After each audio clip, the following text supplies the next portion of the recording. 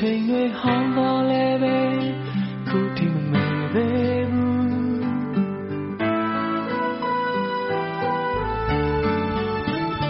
ရင်မအမြဲတမ်းတွင်နေ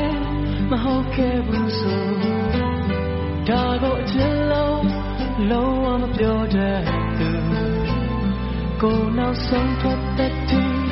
မေးရတဲ့များလဲရင်နဲ့ဆွဲလိုက်မောသူမပြောင်းလဲဘူး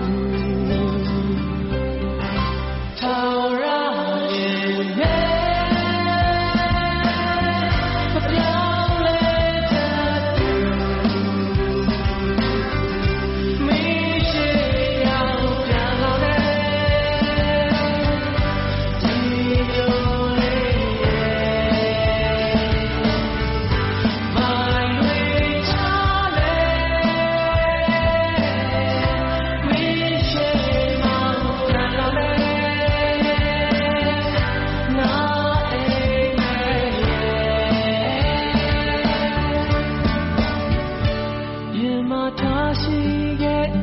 တန်တစိမ်များ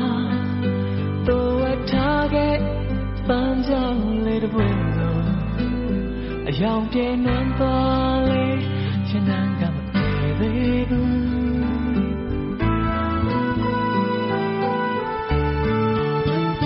ရင်မအမြဲတမ်းတွင်နေမဟုတ်ခဲ့ပါရဲ့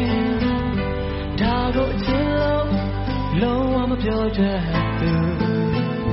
ကိုနောက်ဆုံးထွက်တဲ့ဒီမင်းများလေထုံးတဲ့ဆိုင်မော